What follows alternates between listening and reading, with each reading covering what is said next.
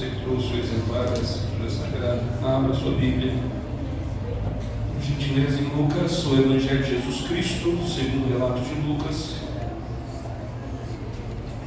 capítulo de número 2. Seremos breves. Tentarei fazer um corte da pontinha aqui, irmão, por causa do tempo da adoção, que requer alguns minutos. Então, vou tentar ser breve aqui na exposição da mensagem. Capítulo 2 do Evangelho segundo o relato de Lucas, versículo de número 40, a partir do versículo de número 40. O Evangelho segundo o relato de Lucas, capítulo 2, a partir do versículo 40, que diz assim: E o menino crescia e se fortalecia no Espírito, cheio de sabedoria, e a graça de Deus estava sobre ele. Ora, seus pais iam todos os anos para Jerusalém à festa da Páscoa. E quando ele tinha 12 anos, eles subiram para Jerusalém, segundo o costume da festa. E quando havia cumprido os dias, enquanto eles retornavam, o menino Jesus ficou para trás em Jerusalém, e José e a sua mãe não souberam. Mas supondo que ele estivesse na companhia, andaram uma jornada de um dia e procuravam-no entre os seus parentes e conhecidos. E não tendo encontrado, eles retornaram para Jerusalém em busca dele. E aconteceu que, após 3 dias, eles o acharam no templo, assentado no meio dos doutores, ouvindo-os e dirigindo-lhes perguntas. Amém. Embora nós tenhamos aqui a responsabilidade de conectar o tema com toda a temática que está registrada aqui neste culto, mas foi essa palavra que Deus colocou no meu coração ontem para ministrar para os irmãos, e sobre o tema Perdendo o Menino. Tá? Deixe isso registrado no seu coração. Como eu falei, tentarei ser o mais rápido possível. Tá? Uma simples leitura nesse texto fará que os irmãos entendam o contexto que está inserido aqui, quem são os personagens principais desta história. Personagens principais são eles: José, Maria e o menino. José, Maria e o menino. Como lido no texto, como era de costume de todos os judeus, eles saíam da sua cidade natal e se direcionavam a Jerusalém para a comemoração das festas principais, entre elas a festa da Páscoa.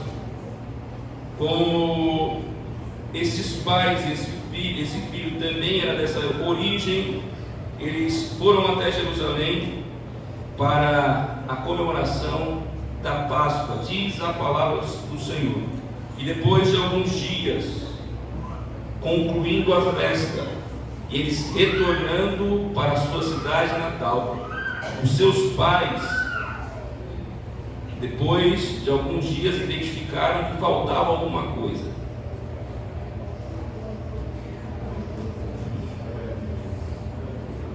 O mais impressionante ao analisar esse texto, que eles nos retrata que essa percepção da falta de Jesus se deu depois de algum tempo. Eu já vou ler fazendo as aplicações para ser bem objetivo. Nós percebemos aqui, talvez, os pais envolvidos ainda com os acontecimentos da festa de Páscoa, conversando entre eles. Eles não perceberam que um detalhe estava faltando ali naquela caravana. Talvez eles não estavam sozinhos, tão dispersos como são as crianças, naquela companhia, ou na frente ou na parte de trás, as crianças brincando. E quando começaram a dispersar aquela multidão, uns parando em algumas cidades, eles perceberam que Jesus não estava entre a caravana. E segundo a Bíblia, eles até foram em alguns outros povoados, no qual eles tinham parentes, para ver se Jesus não havia acompanhado eles. E quando eles se depararam com a ausência de Jesus também nesses locais, a única forma de resolver esse problema era voltar pelo mesmo caminho que eles foram. Eles voltaram para Jerusalém. E diz o texto, no versículo de número 46, a parte B do versículo, que após 3 dias acharam o menino no templo. Se fosse nos dias comuns, a polícia só tem autorização para registrar um boletim de ocorrência por desaparecimento após 24 horas da ausência daquele ente querido. Jesus ficou 3 dias afastado da sua família. O que é mais impressionante é que, com certeza, o sentimento que ocupava o coração daquela mãe e daquele pai era de uma grande preocupação. Não era a tecnologia de hoje. Quando uma criança desaparece, a primeira coisa que nós fazemos é postar a foto no Facebook ou no Instagram e pedindo para que entre em contato com a foto daquela criança. E através da rede de conexão, viraliza essa mensagem e rapidamente há uma notícia positiva ou uma notícia negativa acerca dessa criança. Não tinha essa tecnologia na época, então você, mãe, imagine a aflição de Maria durante a caminhada sem saber. Guarde isso. Maria não sabia aonde Jesus estava. O seu menino, ainda seu, tá? E o texto nos prova isso nos versículos posteriores, havia se perdido no meio do caminho e Maria não tinha percebido isso. No retorno para Jerusalém, ela se depara com uma grande comoção no templo, onde homens doutores estavam cercando Jesus. Como afirma a palavra, Jesus tinha apenas 12 anos, assim está posto no mesmo capítulo lido, no versículo 42, fala acerca da idade de Jesus. E diz que ele estava entre os doutores. E diz a palavra do Senhor que os doutores estavam ouvindo-os e dirigia a eles perguntas. Aquele menino tinha algo especial. Aquele menino não era só filho de Maria e de José. Aquele menino foi escolhido pelo próprio Pai para cumprir o propósito. Jesus, como nós sabemos, ele nasceu para morrer. Jesus já nasceu com seus dias contados.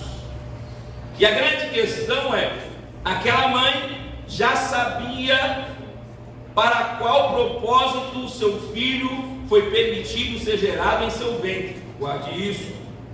Aquela mãe, embora na expectativa de que Jesus nascesse em seu ventre e houvesse tido um encontro antes disso com o anjo Gabriel, ela já sabia que criaria, que amamentaria aquela criança, que faria aquela criança dormir, mas quando chegasse o tempo oportuno, ela tinha que se desprender dessa maternidade com relação a essa criança, porque aquela criança não era de Maria. Aquela criança nasceu para ser de todos. Ô Jefferson, mas o que você quer dizer com tudo isso?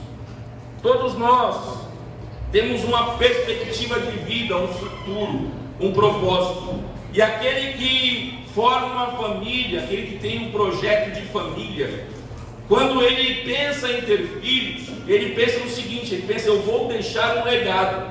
Eu vou deixar um legado através dos meus filhos.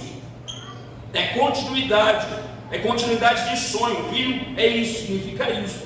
É continuidade de sonho, é deixar algum legado, é deixar alguma marca, de preferência uma marca positiva. Maria entendeu,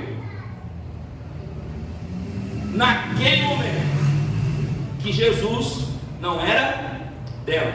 Por que isso? Porque quando eles se aproximam de Jesus, no versículo 47, diz assim: e todos os que ouviam admiravam-se com o seu entendimento e com as suas respostas. Versículo de número 48. E quando eles ouviram, os pais viram Jesus, ficaram perplexos. E disse-lhe sua mãe: Filho, por que tu fizestes assim para conosco? Eis que o teu pai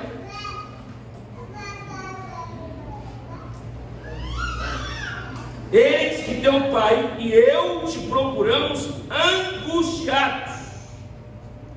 A resposta de Jesus, no versículo 49. E ele disse: Por que procurastes por mim? Não sabeis que eu devo estar sobre os negócios de meu pai? E eles não entenderam as palavras que lhes disseram. Versículo de número 51. E desceu com eles e foi para Nazaré, e era-lhes sujeito. O Filho de Deus estava sob a autoridade ou debaixo de uma ordenança humana para um propósito, mas mesmo assim, Jesus, que foi escolhido por Deus para a salvação da humanidade, estava com seus dias contados. E aqueles pais, embora nutrindo o maior carinho por aquela criança, desde já deveriam entender que aquele filho não era deles. Queridos, nesta noite nós estamos fazendo uma celebração de doação de presentes, mas quando nós falamos de filhos e principalmente em perdê-los, essa expressão não caberia a nós, mas é para entendimento, porque segundo as escrituras, o salmista fala isso, que os filhos são herança do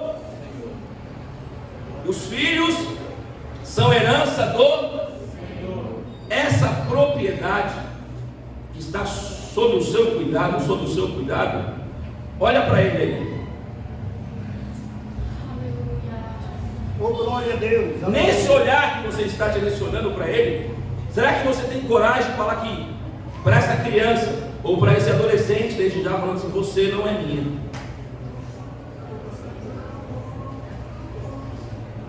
Concluindo essa expressão, você vai falar: você não é minha, Deus te deu, ou Deus me deu você, melhor, Deus me emprestou você por algum momento, para depois eu entregar você a Ele. Ter coragem de falar isso, independente de quantidade de filhos que esteja sob a tua tutela, independente disso, os filhos não são nossos. Entender isso hoje vai abrir o entendimento dos pais. Por quê? A partir do momento que você recebe algo que não é seu, por mais que nutra um sentimento por ele, se faz necessário que o seu cuidado se dobre sobre aquilo. É lógico que você tem um cuidado maior quando é seu, sim ou não? Sim, você tem um cuidado maior quando é seu. Mas quando um filho de alguém é deixado nos seus cuidados, você não fica com uma preocupação maior? Meu Deus, o que vai acontecer? Você não deixa a criança fazer nada. Por quê? Porque você está responsável por qualquer coisa que aconteça com aquela criança.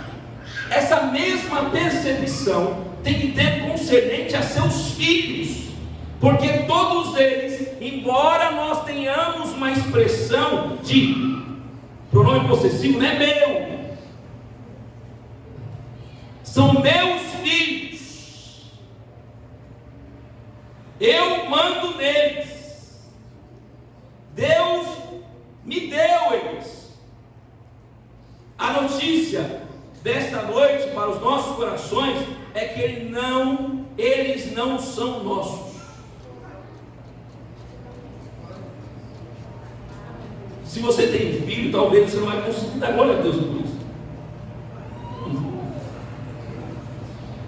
Eu não tive ainda a percepção espero que demore bastante, de levar a minha filha até o altar, para entregar para uma pessoa. Mas imagine um pai que cuidou tão bem daquela filha, sabe? E tem uma super proteção a ela, e de repente ele se vê, embora que de maneira solene, repassando o bastão de cuidado, de proteção para outra pessoa. Isso também é um sentimento de propriedade. Mas se nós entendermos que nada é nosso e tudo é do Senhor, Aleluia! Glória a Deus! os cuidados que são resguardados a Ele, o próprio Deus se encarregará disso. Provo isso a vocês porque, se você for olhar a Bíblia e você encontrar uma passagem em Gênesis capítulo de número 21, você vai encontrar uma maravilha acontecendo. Deus tanto se preocupa com o cuidado com as crianças, que nos evangelhos, o próprio Jesus vai afirmar que dos tais é o reino dos céus. Não os impeçais, deixai-os vir a mim, porque dos tais é o reino dos céus. O próprio Deus se preocupa tanto com as crianças, que Agar tem um filho, e esse filho, por pedido da matriarca, é expulso juntamente com a sua mãe para o deserto de Beceba. E nesse deserto diz a palavra do Senhor que a água acabou,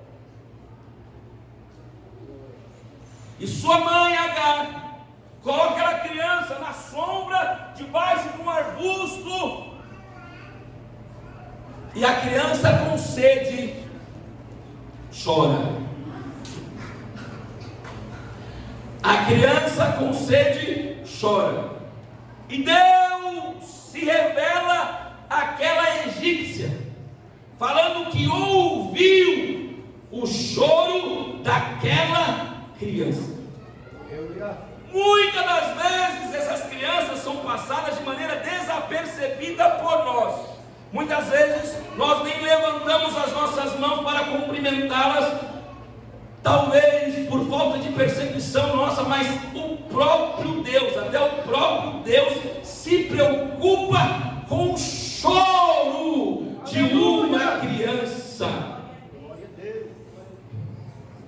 De modo que, por causa desta criança, segundo a palavra do Senhor, ele abriu a visão de Agar e mostrou que tinha um poço para que ela saciasse a sede dela, saciasse a sede daquela criança, enchesse o seu odre e continuasse o seu caminho. E ainda fez promessa, falando o seguinte, que através daquela criança uma grande nação se levantaria. O pregador, o que você está querendo dizer com isso? Não menospreze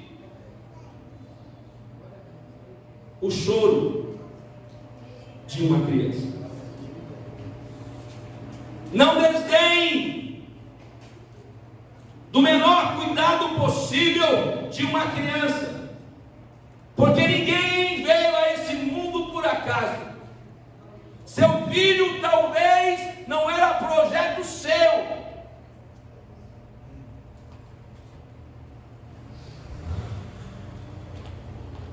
Vou pegar mais forte aqui. Talvez o seu filho não entrou no seu planejamento familiar. Aconteceu. No reino, nada foge do controle de Deus. Se seu filho nasceu, se seu filho veio ao mundo, é porque Deus tem um grande propósito a realizar através da vida dele. E tome cuidado! Não queira ser a pedra no caminho do seu filho. Não queira ser o impedimento que Deus tenha que tirar para realizar o grande projeto que Ele tem para fazer na vida dele. Sempre quando olhar para o seu filho, olhe ele como uma grande promessa. Desde o ventre, fala, é bênção. Aleluia! Foi Deus que me conservou a responsabilidade de cuidar. Então eu farei com tudo que for vocês não entregaria o seu próprio corpo, a sua própria vida por um desses pequeninos? Não? Eu entregaria meu último fôlego de vida pela minha filha, mesmo ela não sendo minha. Jefferson, talvez você não passou por essa dor. Não. Talvez você teve que enterrar o seu filho, e até isso dói no seu coração hoje. Mas o consolo de Deus para você é que ele nunca foi seu. Aleluia, glória a Deus. Ele nunca foi seu. O Senhor deu, o Senhor tomou. Aleluia, Bendito. glória a Deus. Bendito é o nome do Senhor. Aleluia. Deus em Cristo nos abençoe. Glória a Deus. E que as suas mãos, que a sua boca seja usada para abençoar os seus filhos.